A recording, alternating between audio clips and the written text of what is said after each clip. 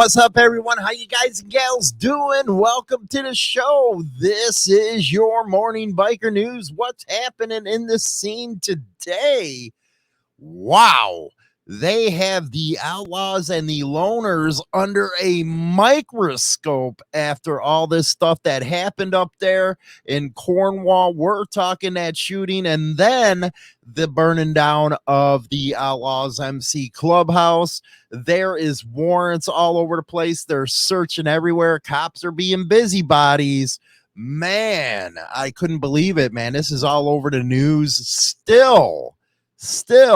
Also coming up right now, we have a great story.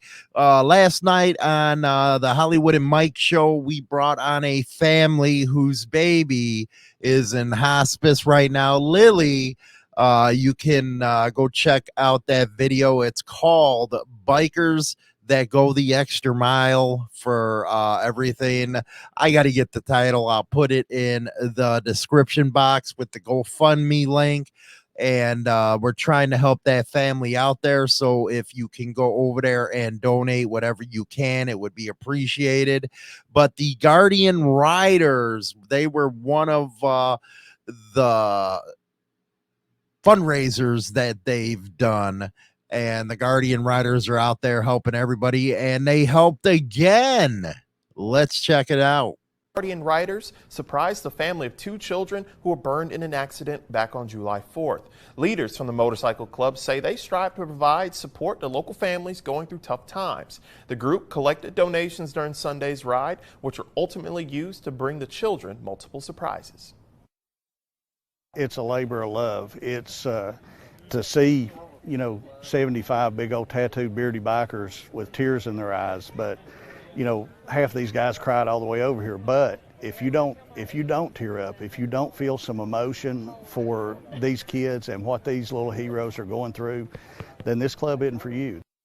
And the bikers dressed up as several characters like Batman and Spider-Man. And the Guardian Riders say all donations that they collected are given directly to the families that they help.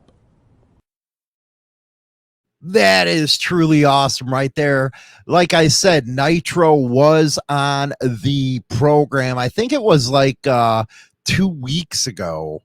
And the stories that he was able to tell about what his people were doing, how the news media were actually reacting to what the club was doing, is just unbelievable. That organization and how they are going about helping their local community.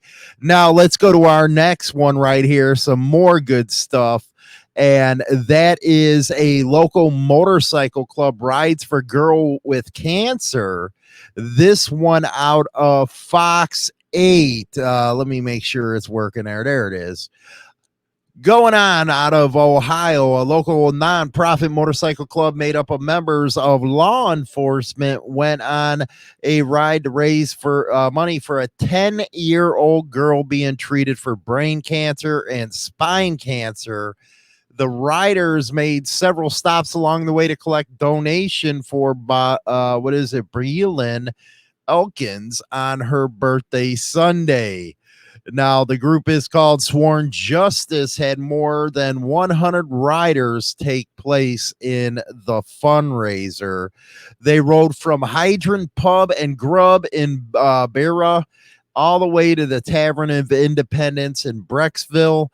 Event organizers said all the money raised goes to Breland and her grandmother to help with her medical needs. Quote, "From the bottom of my heart, I want to thank Sworn Justice and Tavern of Independence for the pouring out of help for my granddaughter, Sydney Elkins," right there. If you want to learn about the organization, you can go look at that elsewhere. I'm not going to show that one. Going to another one right here. 16th annual Bikers for Ta Tas, baby. They were raising money for breast cancer. If you don't know the Ta Tas 16th annual, it's something else. I actually missed it this year. but it is a fun time for a good cause. Bartonville, Illinois, hundreds of bikers raise money for breast cancer. It was this past Saturday. The 16th annual Bikers for Ta Tas at the American Legion in Bartonville raised more than 10 G's. More than 500 bikers signed up for the 125-mile ride throughout central Illinois. Caroline Booth and her daughter Rachel come out every year to raise money. She goes on to quote, "It's very important to have these kind of things here in central Illinois. Like I said, the money stays here locally," said Caroline. "We donated to several of the local hospitals and to a couple of organizations, so it helps a lot of patients and a lot of men and women who need assistance." Rock and roll, man, right there. The 16th annual Bikers for Ta Tas, baby. Now we're going to go to an interesting one right here. And I think I'm going to do a separate video on this one probably later on this week, because I just couldn't believe the audacity of this CEO. Either that or it's the Detroit Free Press's headline on this one. But really think about this when I read it here. How Harley Davidson CEO plans on making the company's motorcycles a premium brand. It already is. The prices are out the roof, man. Come on. Joaquin Zietz took the helm at Harley Davidson in an especially difficult time. It was early 2020. You know what? This is a lie right here. And the company was in trouble. Bike sales had fallen for years. The product lineup lacked focus, and growth strategy hadn't produced results. Early 2020 is the COVID stuff. Everybody was out there buying motorcycles and campers. They had a great year that year. Then things got even worse. A month after Zeke was named the interim chief executive, replacing Matt Leveditch, Harley suspended production at its U.S. factories after Wisconsin employee tested positive for corona. The company's global supply chain was broken by the pandemic and material costs soared. Bikes couldn't be built until essential computer chips arrived from Asia. I don't know where the hell this came from, man. What I remember, everybody was freaking riding. Zietz was in crisis mode. Quote, "We didn't know when the factory would be opening again. We had to find a couple of $1 billion to make sure that things could stay afloat," he said to the Milwaukee Journal Sentinel. And this is the shoe salesman, as I always say, because he was an exec for Puma and then came the Harley. And it's like, do you even know how to ride? You know, look how he's posing on that motorcycle right there.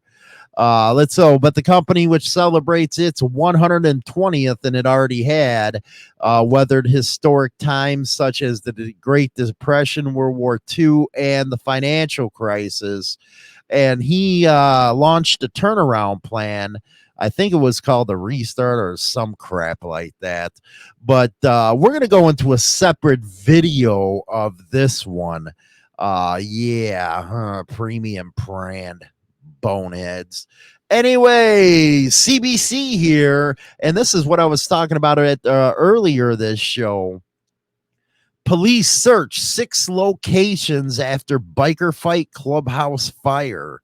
And I do know, besides this article, they have a lot of articles about the search warrants going out. Organized crime has exploited Cornwall area for a very long time. So says the police chief. A cadre of police agencies searched 5 locations in Cornwall, Ontario, another in Brockville last Friday morning after here we go with the biker gang crap. Violence erupted in the former community, and the large and suspicious fire destroyed a motorcycle clubhouse in the latter city less than 36 hours later. And then in the wake of the searches and the earlier arrest of 5 people charged in Cornwall fight, one of the police forces involved is now teasing the release of more details about the investigation. All of the arrests and charges will be shared earlier next week. Meanwhile, OPP said in a news release about the searches that further updates will be provided when available. And then it goes on to say a hectic weekend. It gives the whole rundown right there. And I guess they were freaking talking to the city council, these cops. It's a well-oiled machine. The situation could have been worse. And let's go with skim here. You know what's really going on is they're pissed about this clubhouse fire because there was $4 million worth of damages to the area. It was a lot about heat damage. One house was a complete loss. And yeah. Now, homes searched on a largely residential streets. OPP, the Cornwall and Brockville police departments, and police members from Kingston and Ottawa searched 5 homes in Cornwall and one undescribed location in Brockville. And the searches in Cornwall, I guess, were a byproduct of the shooting investigation, while OPP said the searches were related to ongoing investigation in these 2 communities. So, yeah, they are going to, they know what's up with the clubhouse fire. And then, and this was what's funny, and we covered that, they released about the searches, warned people not to approach outlaw motorcycle gang members noting criminal activities. And then I did a video a day later where they said, it's fine, nothing wrong, no problems for the public at large. They can't make up their minds. And then they noted an uptick in what they call biker gang presence, but that goes over the whole story right there. Unbelievable stuff. Anyway, we're going to go to the second half of the show with China Doll right now. We're going to be talking about, why do women let themselves go? You ever in that position where, you first get together, she's smoking hot, and then 3 months later, she's in sweats? Yes, we're going to be talking about that, and I guarantee you Hollywood's going to get into a bunch of crap again. I'm always in the doghouse with her. I swear to God, after every show, it's like living in hell around here. But we'll be right back after this. Is an in-depth look at the trials and tribulations of street gang and motorcycle club life. This isn't the run-of-the-mill book that doesn't give the goods. This book will go into detail of events that actually happened. All materials in this book have been approved by those involved. There is nothing poetic, nor is there any price worth paying for the life we choose to live on the streets. James Hollywood Machikari, Brotherhood and Betrayal. Introducing the all-new service from Insane Throttle Motorcycle Madhouse Radio. 24/7 and nothing but the best in 80s till today rock and metal, baby. And here's an added bonus. You can now listen to Motorcycle Madhouse Morning Show with Hollywood and China Doll live on the air. Go to motorcyclemadhouse.com and bookmark the radio station and get down with the king of biker radio.